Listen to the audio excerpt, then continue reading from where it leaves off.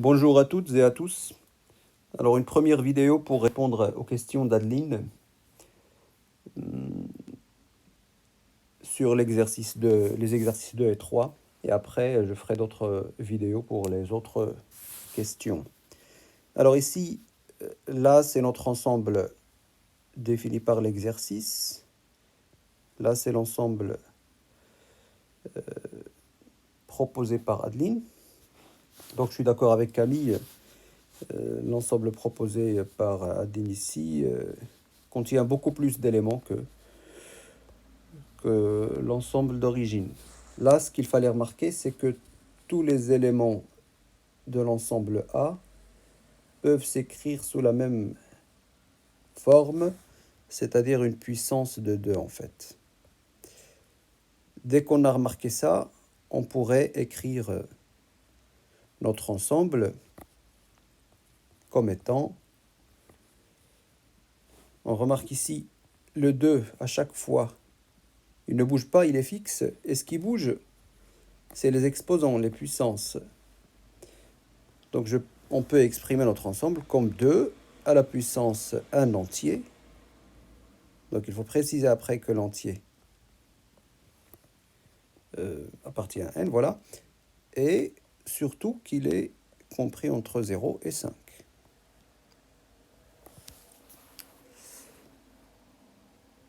Donc ça, c'est une écriture de l'ensemble par compréhension avec une formule mathématique.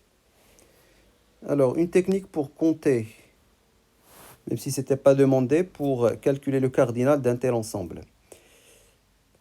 Si j'ai une définition comme ça, j'ai des entiers qui sont compris entre une valeur et une autre, eh bien le cardinal de A, ce sera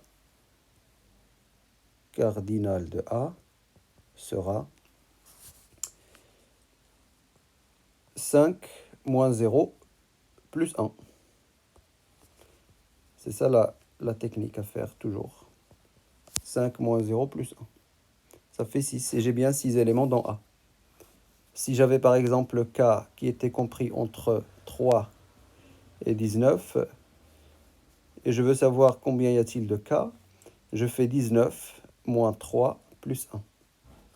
Et ça fait 17. Une technique pour calculer les cardinaux des ensembles. Et donc là, ça me permet de dire que oui, pour l'exercice 3, évidemment, c'était une erreur dans l'énoncé. Il n'y a pas d'ensemble C, il y a un ensemble A en fait. Quel est le cardinal de C? Alors avant de préciser pour l'exercice 3, je continue ici.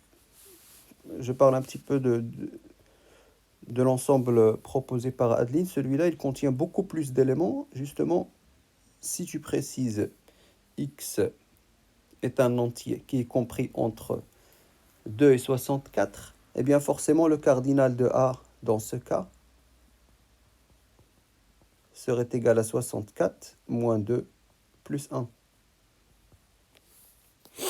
Donc ça fait 63. Donc ici tu as vraiment 63 éléments. Beaucoup plus que ce qui est là. Quels sont ces éléments si je voulais les écrire en extension? Alors je prends la formule qui définit les éléments de l'ensemble et je regarde la variable, elle varie dans quel ensemble? Elle varie dans n, et elle est comprise entre 2 et 64. Donc le x là va prendre toutes les valeurs entre 2 et 64. Et après, il faut les diviser par 2. La première valeur, c'est 2 sur 2, ça fait 1. La deuxième valeur, c'est 3 sur 2, 1,5. La troisième valeur, 4 sur 2, ça fait 2. Et ainsi de suite, en fait. Jusqu'à 63 sur 2. Et le dernier, c'est 64 sur 2, donc 32. Donc on a dans l'ensemble, dans cet ensemble A, 63 éléments. Alors pour l'exercice 3,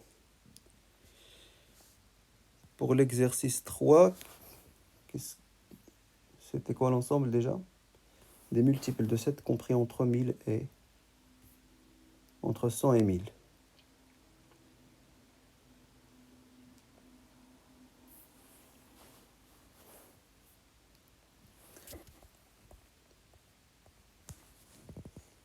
Donc, si je voulais l'écrire par compréhension avec une formule, les multiples de 7, je peux les exprimer comme ça, 7 fois k, avec k, un entier naturel. Mais là, je dois chercher entre quoi et quoi sera compris ce cas-là. Donc, comme ce qui est proposé dans la correction, il fallait trouver le premier multiple de 7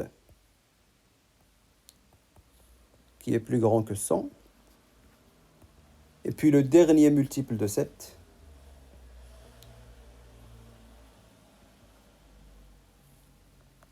qui est plus petit que 1000.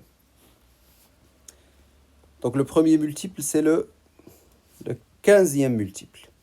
Et le dernier multiple, c'est le 142e multiple. Donc là, ces cas ici vont varier entre 15 et 142. 15 et 142.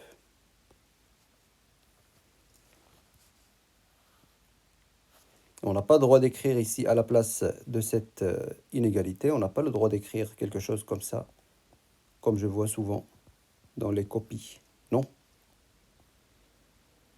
C'est les multiples de 7 qui vont être compris entre 100 et 1000. Mais le k, qui est une partie de ce multiple-là, qui est un entier qui définit le nombre, eh bien, il va varier entre seulement 15 et 142. Et à partir de ces entiers-là qui varient entre 15 et 142, on obtient les multiples de 7. En l'occurrence, ce sera 105.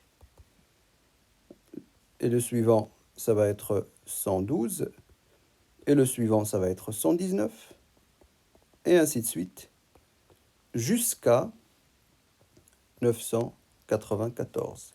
Donc si je voulais l'écrire en extension, il s'écrirait comme ça. Et si je voulais calculer le cardinal de A maintenant, comme je vous ai dit tout à l'heure, on fait tout simplement 142 moins 15, 142 moins 15.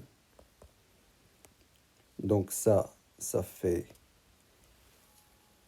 plus 1, pardon. 142 moins 15 plus 1. Donc ici, on a 127 plus 1, ça fait 128.